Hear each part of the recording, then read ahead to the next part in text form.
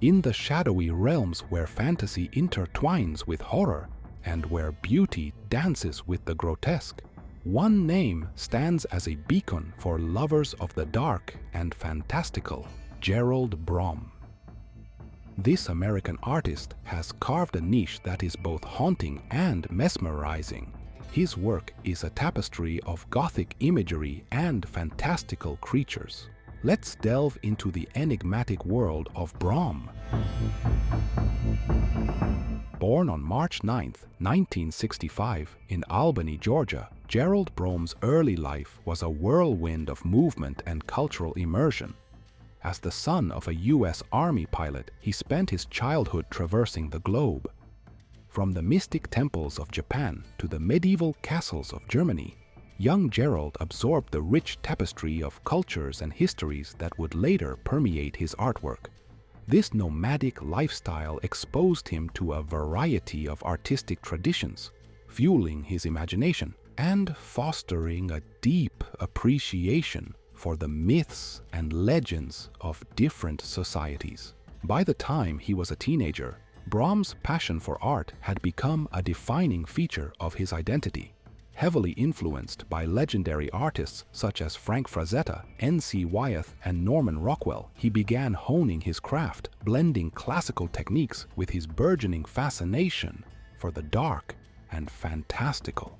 The allure of the macabre and the supernatural beckoned him, setting the stage for a career that would push the boundaries of fantasy art.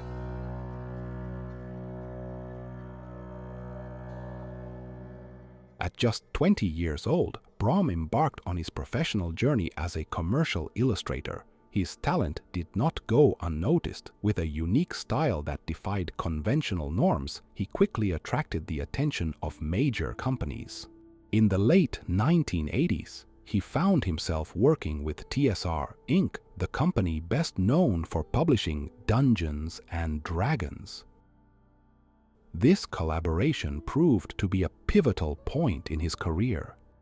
Assigned to the Dark Sun campaign setting, Brom was instrumental in crafting the visual identity of this harsh and unforgiving world. His depictions of arid landscapes, fierce warriors, and exotic creatures breathed life into the game. The Dark Sun project showcased Brom's ability to merge the brutal with the beautiful, a hallmark that would define his work for years to come. Brom's art is unmistakable. His canvases are realms where Gothic horror meets classical beauty, each piece telling a story that is both unsettling and alluring. He masterfully employs a muted palette, often dominated by deep reds, ashen grays, and shadowy blacks, evoking a sense of dread and fascination. His characters are complex and evocative, ethereal beings, tormented souls, formidable warriors, all rendered with meticulous detail. There's a raw energy and emotion in his work, a reflection of the darker facets of the human psyche.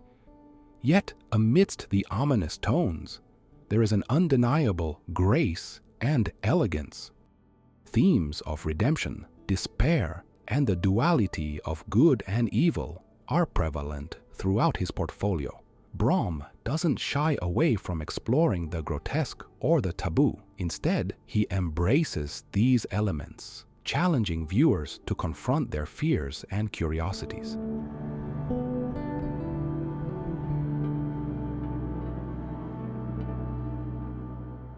While Brom's paintings are works of art in their own right, his influence extends far beyond traditional mediums. The gaming industry in particular has been a significant beneficiary of his visionary artistry.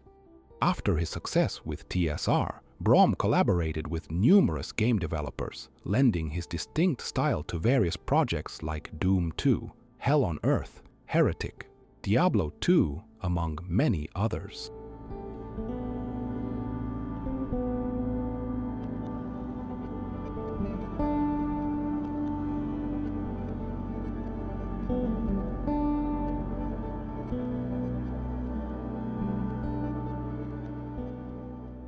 In the realm of collectible card games, Brom contributed to Magic: The Gathering, creating some memorable cards. Brom's talents weren't confined to gaming alone. He ventured into the world of film and television, working as a conceptual artist.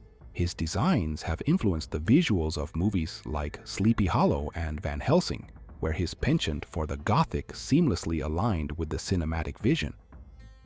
Not content with just painting worlds, Brom began writing them. His foray into literature allowed him to marry his visual artistry with storytelling. His debut novel, Plucker, is a dark tale that weaves together horror and fantasy, accompanied by his haunting illustrations. The story delves into the secret lives of toys, exploring themes of loyalty, fear, and the loss of innocence. Following this, Brom penned The Devil's Rose, a graphic novel set in the desolate landscapes of Texas and the treacherous realms of hell. His narrative prowess shined, showcasing his ability to craft compelling stories that are as vivid in prose as they are in imagery. Perhaps one of his most acclaimed works is The Child Thief, a daring reimagining of J.M. Barrie's Peter Pan. In Brom's hands, Neverland becomes a perilous place, and Peter is a darker, more complex figure.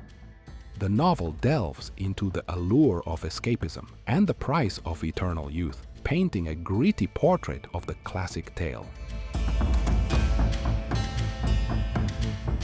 His subsequent novels, including Krampus, The Yule Lord, Lost Gods, Slewfoot, A Tale of Bewitchery, and Evil in Me, continue to showcase his talent for blending mythology, folklore, and horror. His recent works maintain the same level of intricacy and emotional impact that have become his trademarks. With each new project, he expands the horizons of dark fantasy, inviting audiences to explore uncharted territories of the imagination. Gerald Brom stands as a luminary in the realm of dark fantasy.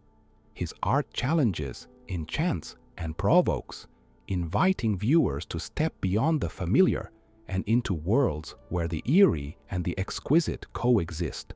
Through his paintings, novels, and contributions to various media, he has left an indelible mark on the cultural landscape. In a society that often shies away from the macabre, Brom delves deep, unearthing narratives that speak to the complexities of the human condition. His work reminds us that within the shadows lie stories worth telling, emotions worth feeling, and beauty worth beholding.